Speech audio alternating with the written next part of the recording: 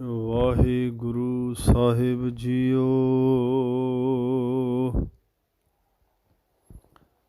ਮੈਂ ਮੂਰਖ ਕੀ ਕੇਤਕ ਬਾਤ ਹੈ, ਕੋਟ ਪਰਾਧੀ ਤਰਿਆਰੇ। ਗੁਰ ਨਾਨਕ ਜਿਨ ਸੁਣਿਆ ਪੇਖਿਆ,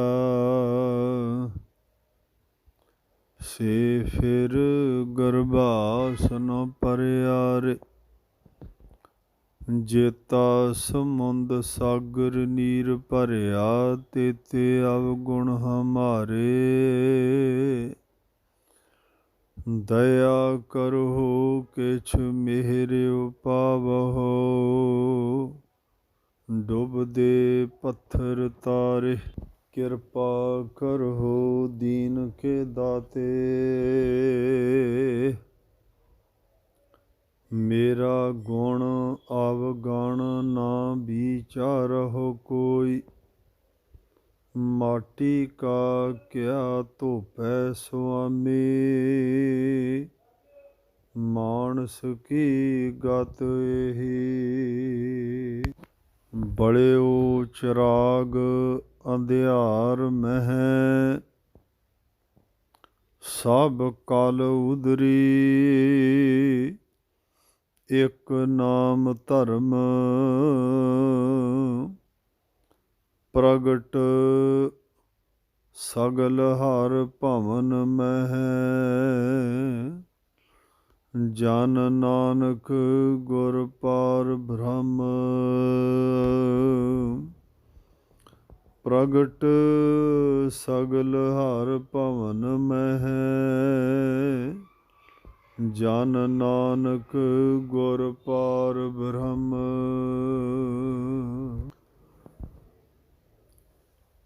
ਦੁਨੀਆ ਸਾਗਰ ਦੋ ਤਰ ਤਰ ਕਹੀਐ, ਕਿਉ ਕਰ ਪਾਈਐ ਪਾਰੋ। ਚਰਪਟ ਬੋਲੇ ਅਉਦੂ ਨਾਨਕ, ਦੇਹ ਸੱਚਾ ਵਿਚਾਰੋ। ਦੁਨੀਆ ਸਾਗਰ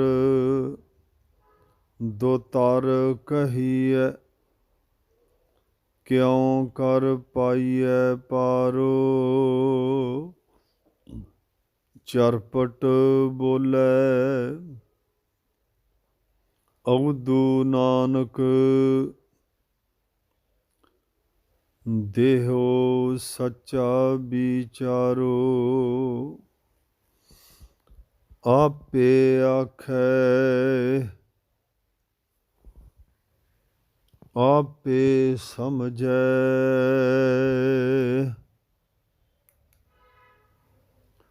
ਤਿਸ ਕਿਆ ਉਤਰ ਦੀਜੈ।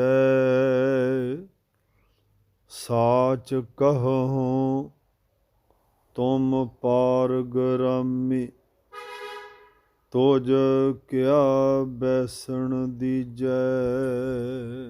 ਜੈਸੇ ਜਲ ਮਹਿ ਕਮਲ ਨਿਰਾਲਮ, ਮੁਰਗਾਈ ਨੈ ਸਾਣੇ।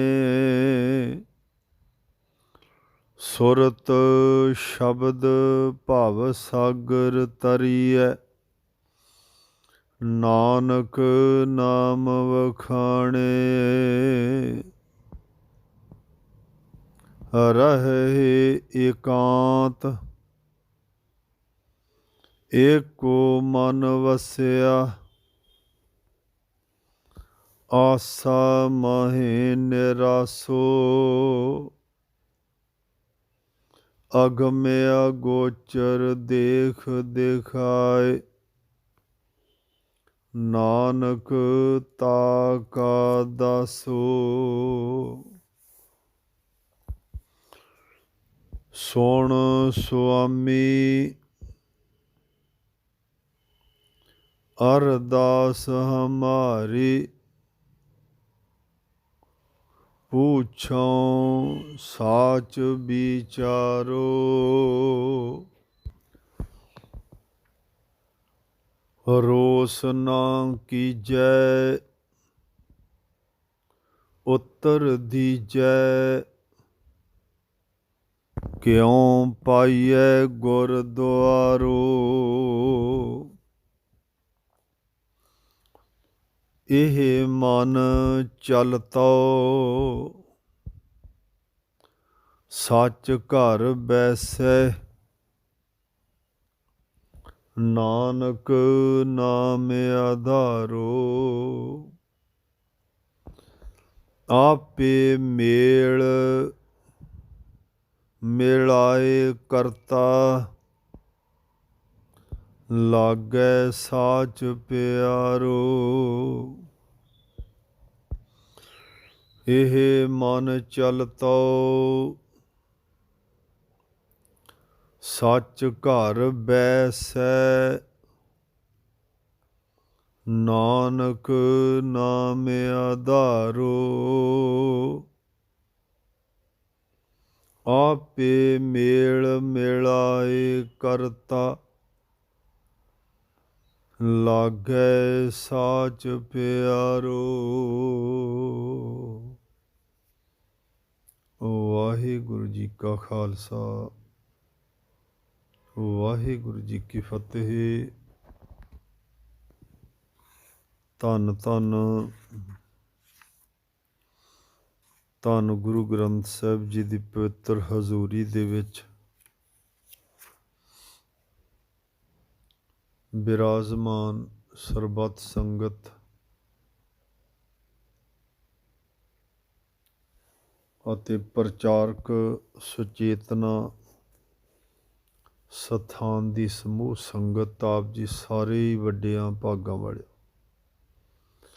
ਜਿਹੜੇ ਕਿ ਗੁਰੂ ਦੁਆਰੇ ਹੋਏ ਸੋਝੀ ਪਾਏ ਸੀ। ਇਹ ਸੋਝੀ ਪ੍ਰਾਪਤ ਕਰਨ ਵਾਸਤੇ ਆਪ ਜੀ ਦੇਸਾਂ ਪ੍ਰਦੇਸਾਂ ਦੇ ਵਿੱਚ ਬੈਠੇ ਹੋਏ ਵੀ ਯਤਨ ਕਰਦੇ ਹੋ ਕਿ ਸਾਡੇ ਗੁਰੂ ਸਾਹਿਬ ਧੰਨ ਗੁਰੂ ਨਾਨਕ ਸਾਹਿਬ ਜੀ ਨੇ ਸਾਨੂੰ ਜੋ ਸੁਚੇਤ ਕਰਨ ਵਾਸਤੇ ਹਲੂਣੇ ਦਿੱਤੇ ਨੇ, ਉਹਨਾਂ ਦੀ ਘੋਖ ਕੀਤੀ ਜਾਵੇ, ਉਹਨਾਂ ਨੂੰ ਸੁਣ ਕੇ ਤੇ ਸਮਝਿਆ ਜਾਵੇ। ਸੁਣ ਕੇ ਤੇ ਸਮਝਣ ਦਾ ਤਰੀਕਾ ਕੀ ਹੈ?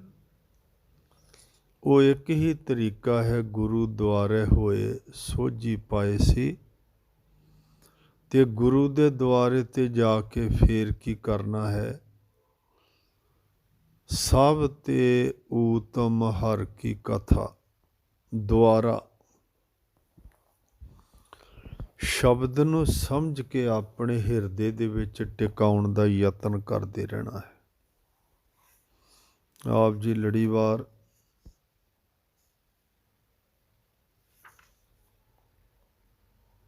ਸਿੱਧ ਗੋਸ਼ਟ ਦੇ ਵਿੱਚ 3 ਪਦੇ ਸਰਵਣ ਕਰ ਚੁੱਕੇ ਹੋ।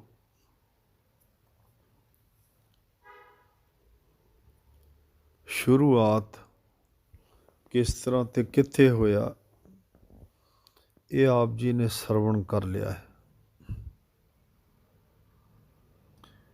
ਇਹ ਆਪ ਜੀ ਨੇ ਅੱਗੇ ਧੰਨ ਗੁਰੂ ਨਾਨਕ ਸਾਹਿਬਾਂ ਦੇ ਨਾਲ ਜੋ ਸਿੱਧਾਂ ਨੇ ਗੋਸ਼ਟੀ ਕੀਤੀ, ਉਹਦਾ ਲੜੀਵਾਰ ਜ਼ਿਕਰ ਸਾਹਿਬਾਂ ਨੇ ਸਿੱਧ ਗੋਸ਼ਟ ਨਾਮੇ ਬਾਣੀ ਦੇ ਵਿੱਚ ਹੀ ਕੀਤਾ ਹੈ,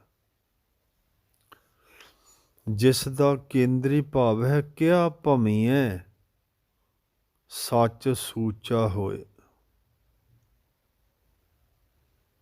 ਧੰਨ ਗੁਰੂ ਨਾਨਕ ਸਾਹਿਬਾਂ ਨੇ ਬਚਨ ਕਿਹਾ ਕਿ ਪਿਆਰੇ,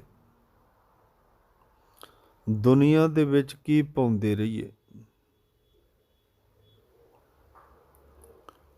ਜੋ ਸੱਚ ਹੈ ਉਹ ਤੇ ਸਦਾ ਹੀ ਸੁੱਚਾ ਹੈ।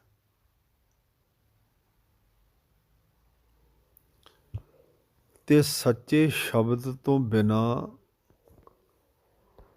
ਕੋਈ ਮੁਕਤੀ ਦੀ ਆਸ ਰੱਖੇ, ਇਹ ਬਿਲਕੁਲ ਨਹੀਂ ਹੋ ਸਕਦਾ। ਇਹ ਸ਼ਬਦ ਦਾ ਕੇਂਦਰੀ ਭਾਵ ਹੈ। ਫਿਰ ਬੇਨਤੀ ਕਰਦਿਆਂ ਕਿਹਾ ਭਾਵੇਂ ਹੈ ਆਈੜੇ ਨੂੰ ਦਲਾਈਆਂ ਉੱਥੇ ਬਿੰਦੀ ਲੱਗਣੀ ਹੈ। ਸੱਚ ਸੂਚਾ ਹੋਏ। ਜੋ ਸੱਚ ਹੈ ਨਾ ਸਦਾ ਹੀ ਸੁੱਚਾ ਰਹਿੰਦਾ, ਝੂਠਾ ਹੁੰਦਾ ਹੀ ਨਹੀਂ। ਫਿਰ ਦੂਸਰੀ ਪੰਕਤੀ ਵਿੱਚ ਫਰਮਾਨ ਕਰਦੇ ਨੇ, ਸਾਚ ਸ਼ਬਦ ਬਿਨ, ਸੱਚੇ ਸ਼ਬਦ ਤੋਂ ਬਿਨਾਂ, ਵਾਹਿਗੁਰੂ ਦੇ ਨਾਮ ਤੋਂ ਬਿਨਾਂ ਮੁਕਤ ਨਾ ਹੋਏ। ਕਦੇ ਵੀ ਮੁਕਤੀ ਦੀ ਪ੍ਰਾਪਤੀ ਨਹੀਂ ਹੁੰਦੀ। ਇਹ ਸਾਰੇ ਹੀ ਸਿੱਧ ਗੋਸ਼ਟ ਦਾ ਕੇਂਦਰੀ ਭਾਵ ਹੈ। ਤਾਂ ਧੰਨ ਗੁਰੂ ਨਾਨਕ ਸਾਹਿਬਾਂ ਨੂੰ ਚਰਪਟ ਸਿੱਧ ਜੀ ਨੇ, ਮੈਂ ਜੀ ਸ਼ਬਦ ਤਾਂ ਵਰਤਿਆ ਕਿ ਉਹ ਸਿਆਣਾ ਸੀ ਜਿਸ ਨੇ ਪ੍ਰਸ਼ਨ ਕੀਤਾ, ਜਾਣਨਾ ਚਾਹੁੰਦਾ ਸੀ। ਉਸਨੇ ਪ੍ਰਸ਼ਨ ਕੀਤਾ ਹੈ ਵੀ ਇਹ ਕਿਰਪਾ ਕਰਕੇ ਦੱਸੋ ਮੈਨੂੰ, ਦੁਨੀਆ ਸਾਗਰ ਦੋ ਤਰ ਕਹੀ ਹੈ। ਇਹ ਦੋਤਰ ਇਹਦਾ ਆਪਾਂ ਆਮ ਉਚਾਰਨ ਕੀਤਾ ਜਾਂਦਾ, ਪਰ ਸ਼ਬਦ ਹੈ ਦੋ ਤਰ, ਦੋ ਤਰ, ਜੋ ਤਰਨਾ ਮੁਸ਼ਕਲ ਹੈ। ਇਹ ਕਿਹਾ ਜਾਂਦਾ ਕਿ ਦੁਨੀਆ ਰੂਪੀ ਸਾਗਰ, ਇਹ ਭਾਵ ਸਾਗਰ ਤਰਨਾ ਮੁਸ਼ਕਲ ਹੈ। ਕਿਉਂ ਕਰ ਪਾਈਐ ਪਾਰੋ, ਪਰ ਜਿਸ ਦਾ ਅਗਲਾ ਪਾਸਾ, ਪਾਰਲਾ ਕਿਨਾਰਾ, ਪਾਰਲਾ ਕੰਢਾ ਵੇਖਣਾ ਹੋਵੇ, ਉਹ ਕੀ ਤਰੀਕਾ ਹੈ। ਚਰਪਟ ਬੋਲੇ ਅਉਧੂ ਨਾਨਕ, ਸਾਧੂਆਂ ਨੂੰ ਇਹ ਸ਼ਬਦ ਵਰਤਦੇ ਸਨ। ਕਹਿਣ ਲੱਗੇ ਕਿ ਹੇ ਧੰਨ ਗੁਰੂ ਨਾਨਕ ਸਾਹਿਬ ਜੀ, ਇਹ ਕਿਰਪਾ ਕਰਕੇ ਦੱਸੋ, ਆਪ ਜੀ ਵਿਰਕਤ ਸਾਧੂ ਹੋ, ਇਹ ਤੁਹਾਨੂੰ ਜ਼ਰੂਰ ਪਤਾ ਹੋਵੇਗਾ। ਤੇ ਪਾਰਲਾ ਬੰਨਾ ਉਹ ਕਿਸ ਤਰ੍ਹਾਂ ਵੇਖਿਆ ਜਾ ਸਕਦਾ ਹੈ। ਚਰਪਟ ਬੋਲੇ ਅਉਧੂ ਨਾਨਕ, ਦੇਹ ਸੱਚਾ ਵਿਚਾਰੋ, ਇਹ ਸਾਨੂੰ ਸੱਚਾ ਵਿਚਾਰ ਦਿਓ। ਆਪ ਜੀ ਨੇ ਗੌਰ ਕਰਨਾ, ਧਿਆਨ ਦੇਣਾ ਕਿ ਧੰਨ ਗੁਰੂ ਨਾਨਕ ਸਾਹਿਬ ਸਤਿਗੁਰੂ ਸੱਚੇ ਪਾਤਸ਼ਾਹ ਨੇ ਅੱਗੇ ਜੋ ਜਵਾਬ ਦਿੱਤਾ ਨਾ, ਬੜਾ ਸਿਸਟੇਮੈਟਿਕਲੀ, ਬਾਤ ਤਰਤੀਬ ਤੇ ਲਾਜਵਾਬ। ਉਹ ਸਾਹਿਬਾਂ ਨੇ ਕਿਹਾ ਕਿ ਆਪੇ ਆਖੈ ਆਪੇ ਸਮਝੈ, ਤਿਸ ਕਿਆ ਉੱਤਰ ਦੀਜੈ। ਆ ਵੇਖੋ, ਕਿਸੇ ਦੀ ਸਿਆਣਪ ਨੂੰ ਸਿਆਣਪ ਬਿਆਨ ਕਰਨਾ ਵੀ ਤੁਸੀਂ ਤੇ ਸਮਝਦਾਰ ਹੋ, ਆ ਬਹੁਤ ਵੱਡੀ ਖੁੱਲ੍ਹ ਦਿਲੀ ਦੀ ਗੱਲ ਹੈ। ਜਿਹੜਾ ਤੰਗ ਦਿਲ ਮਨੁੱਖ ਹੈ ਉਹ ਆਹ ਕੰਮ ਨਹੀਂ ਕਰ ਸਕਦਾ। ਤਾਂ ਸਾਹਿਬਾਂ ਨੇ ਕਿਹਾ, ਹੇ ਪਿਆਰੇ ਚਰਪਟ ਨਾਥ ਜੀ, ਤੁਸੀਂ ਸੂਝਵਾਨ ਹੋ। ਇਹ ਤੁਸੀਂ ਆਪ ਹੀ ਕਿਹਾ ਹੈ, ਭਾਵ ਕਿ ਪ੍ਰਸ਼ਨ ਕੀਤਾ। ਆਪੇ ਸਮਝੇ, ਤੁਸੀਂ ਸਮਝਦੇ ਵੀ ਜੇ। ਤਿਸ ਕਿਆ ਉੱਤਰ ਦੀਜੈ, ਉਸ ਨੂੰ ਦੱਸੋ, ਸਮਝਾਈਏ ਕਿ ਉਹਨੂੰ ਉੱਤਰ ਕੀ ਜਵਾਬ ਦਈਏ। ਸਾਚ ਕਹੋ, ਇਹਨੂੰ ਕਹਿੰਦੇ ਨੇ ਨਿਜਵਾਚਕ ਸੰਬੋਧਕ। ਜਿਹੜਾ ਸਾਚ ਕਹੋ, ਇਹ ਦੂਸਰੇ ਹਾਹੇ ਦੇ ਉੱਤੇ ਬਿੰਦੀ ਲੱਗਣੀ ਜੇ, ਧਿਆਨ ਰੱਖਣਾ, ਟਿੱਪੀ ਨਹੀਂ, ਬਿੰਦੀ ਲੱਗਣੀ। ਇਹਦਾ ਅਰਥ ਹੈ ਮੈਂ ਸੱਚ ਕਹਿੰਦਾ ਹਾਂ। ਗੁਰੂ ਨਾਨਕ ਸਾਹਿਬ ਜੀ ਨੇ ਕਿਹਾ, ਤੁਮ ਪਾਰ ਗ੍ਰਾਮੀ, ਤੁਸੀਂ ਸੰਸਾਰ ਸਮੁੰਦਰ ਚੋਂ, ਭਾਵ ਸਾਗਰ ਦੇ ਵਿੱਚੋਂ ਪਾਰ ਹੋਣ ਵਾਲੇ ਜੇ। ਕੁਆਲਿਟੀ ਦੱਸ ਦਿੱਤੀ, ਇਹ ਤੁਹਾਡੇ 'ਚ ਕੁਆਲਿਟੀ ਹੈ। ਸਾਹਿਬਾਂ ਨੇ ਕਿਹਾ, ਹੇ ਚਰਪਟਨਾਥ ਜੀ, ਇਹ ਤੁਹਾਡਾ ਪ੍ਰਸ਼ਨ ਬਹੁਤ ਵਧੀਆ ਹੈ, ਇਹ ਬਾਕੀਮਤੀ ਹੈ, ਤਾਂ ਕਰਕੇ ਤੁਝ ਕਿਆ ਬੈਸਣ ਦੀਜੈ। ਹੁਣ ਇਹ ਤੁਹਾਡੀ ਕੋਈ ਉਕਾਈ ਵਾਲੀ, ਇਹ ਕਮੀ ਵਾਲੀ ਗੱਲ ਨਹੀਂ, ਇਹ ਤੁਹਾਡੀ ਤਰਕ ਨਹੀਂ, ਤੁਸੀਂ ਪ੍ਰਸ਼ਨ ਹੀ ਕੀਤਾ ਹੈ, ਤੇ ਪ੍ਰਸ਼ਨ ਜਿਹੜਾ ਬੜਾ ਸਿਆਣਿਆ ਸੂਝਵਾਨਾਂ ਵਾਲਾ ਕੀਤਾ ਹੈ। ਧੰਨ ਗੁਰੂ ਨਾਨਕ ਸਾਹਿਬ ਜੀ ਫਰਮਾਨ ਕਰਦੇ ਨੇ, ਜੈਸੇ ਜਲ ਮਹਿ ਕਮਲ ਨਿਰਾਲਮ, ਮੁਰਗਾਈ ਨੈ ਛਾਣੇ। ਕਹਿੰਦੇ ਜਿਸ ਤਰ੍ਹਾਂ ਨਾ ਇਹ ਚਰਪਟਨਾਥ ਜੀ, ਜਿਸ ਤਰ੍ਹਾਂ ਜਲ ਦੇ ਵਿੱਚ, ਪਾਣੀ ਦੇ ਵਿੱਚ ਕਮਲ ਦਾ ਫੁੱਲ ਹੁੰਦਾ ਹੈ ਤੇ ਉਹ ਨਿਰਾਲਮ ਹੁੰਦਾ ਹੈ, ਭਾਵ ਕਿ ਉਹਨੂੰ ਕੋਈ ਪਾਸਿਆਂ ਤੋਂ ਸਪੋਰਟ ਨਹੀਂ ਲੱਗੀ ਹੁੰਦੀ, ਉਹਨੂੰ ਕੋਈ ਆਸਰਾ ਨਹੀਂ ਦਿੱਤਾ ਹੁੰਦਾ, ਉਹ ਸਿੱਧਾ ਇਸੇ ਤਰ੍ਹਾਂ ਹੁੰਦਾ ਹੈ। ਥੱਲੇ ਚਿੱਕੜ ਦੇ ਵਿੱਚੋਂ ਨਿਕਲਿਆ ਤੇ ਸਿੱਧੇ ਦਾ ਸਿੱਧਾ ਉੱਪਰ ਗਿਆ ਪਾਣੀ ਦੇ ਉੱਪਰਲੇ ਪਾਸੇ। ਉਸ ਤਰ੍ਹਾਂ ਜਗਤ ਦੇ ਵਿੱਚ ਰਹਿਣਾ ਹੈ। ਫਿਰ ਕਿਸ ਤਰ੍ਹਾਂ ਜਗਤ ਵਿੱਚ ਰਹਿਣਾ ਹੈ? ਮੁਰਗਾਈ ਨੈਸ਼ਾਣੇ, ਜਿਸ ਤਰ੍ਹਾਂ ਮਰਗਾਈ, ਮੁਰਗਾਬੀ ਪਾਣੀ ਦੇ ਵਿੱਚ ਰਹਿੰਦੀ ਹੈ। ਸਾਹਿਬਾਂ ਨੇ ਇਸ ਦਾ ਪ੍ਰਮਾਣ ਵੀ ਦਿੱਤਾ ਬਹੁਤ ਜਗ੍ਹਾ 'ਤੇ। ਮਨਮੁਖ ਹੀਰਾ ਅਤ ਕਠੋਰ ਹੈ, ਜਿਉ ਮੁਰਗਾਈ ਪੰਕ ਨਾ ਭੀਜੈ। ਧੰਨ ਗੁਰੂ ਨਾਨਕ ਸਾਹਿਬਾਂ ਨੇ ਬਚਨ ਕਹਿ ਪਿਆਰੇ, ਜਿਸ ਤਰ੍ਹਾਂ ਮਰਗਾਈ ਹੈ, ਮੁਰਗਾਈ ਹੈ, ਮੁਰਗਾਬੀ ਹੈ, ਤੇ ਉਹ ਪਾਣੀ ਦੇ ਵਿੱਚ ਰਹਿੰਦੀ ਹੈ, ਪਰ ਉਹਦੇ ਖੰਭ ਭਿੱਜਦੇ ਨਹੀਂ। ਇਸੇ ਤਰ੍ਹਾਂ ਜਗਤ ਦੇ ਵਿੱਚ ਰਹਿ ਕੇ ਵਿਕਾਰਾਂ ਤੋਂ ਨਿਰਲੇਪ ਰਹਿਣਾ ਹੈ। ਸੁਰਤ ਸ਼ਬਦ ਭਾਵ ਸਾਗਰ ਤਰੀਐ, ਨਾਨਕ ਨਾਮ ਵਖਾਣੇ। ਧੰਨ ਗੁਰੂ ਨਾਨਕ ਸਾਹਿਬਾਂ ਨੇ ਇਹ ਬਚਨ ਕਹਿ ਕਿ ਪਿਆਰੇ, ਇਸੇ ਤਰ੍ਹਾਂ ਹੀ ਨਾ ਗੁਰੂ ਦੇ ਸ਼ਬਦ ਵਿੱਚ ਸੁਰਤ ਨੂੰ ਜੋੜ ਕੇ ਦੁਨਿਆਵੀ ਝੰਬੇਲਿਆਂ ਨੂੰ ਇੱਕ ਪਾਸੇ ਰੱਖ ਕੇ, ਦੁਨਿਆਵੀ ਝੰਬੇਲਿਆਂ ਨੂੰ ਚੀਰਦਿਆਂ ਹੋਇਆਂ ਇਹ ਭਾਵ ਸਾਗਰ ਨੂੰ ਤਰਨਾ ਹੈ, ਤੇ ਤਰ ਸਕੀਦਾ ਹੈ। ਇਹ ਕੋਈ ਮੁਸ਼ਕਲ ਦੀ ਗੱਲ ਨਹੀਂ ਹੈ। ਫਿਰ ਫਰਮਾਨ ਕਰਦੇ ਨੇ ਕਿ ਰਹਿ ਇਕਾਂਤ, ਏਕੋ ਮਨ ਵਸਿਆ, ਆਸਾ ਮਾਹੇ ਨਿਰਾਸੋ।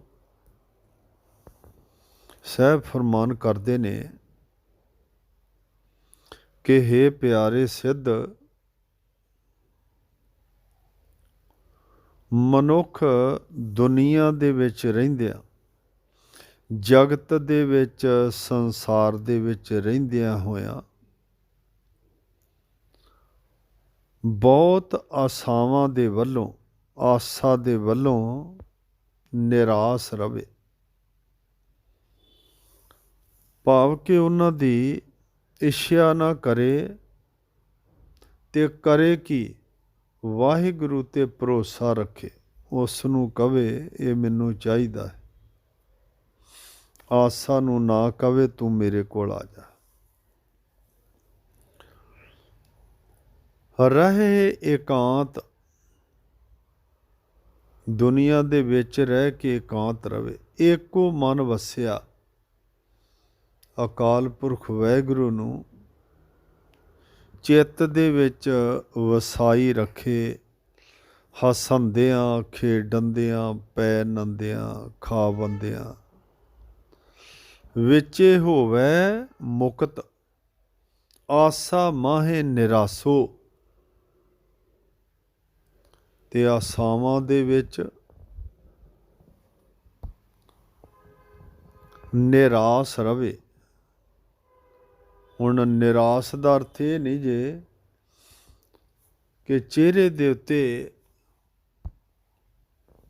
ਬਦਸੂਰਤੀ ਬਣੀ ਰਵੇ, ਉਹ ਨਹੀਂ ਹੈ। ਇਹਦਾ ਹੈ ਆਸਾਂ ਤੋਂ ਬਿਨਾਂ ਉਹ ਨਿਰਾਸਾਪਨ। ਇਹਦਾ ਭਾਵ ਕਿ ਜੋ ਵਾਹਿਗੁਰੂ ਜੀ ਹੈ ਉਸ ਦੇ ਉੱਤੇ ਭਰੋਸਾ ਰੱਖਣਾ, ਇੱਛਾ ਪ੍ਰਗਟ ਕਰਨੀ ਤੇ ਕਹਿਣਾ ਵਾਹਿਗੁਰੂ ਜੀ ਇਸ ਦੀ ਪੂਰਤੀ ਕਰੇਗਾ।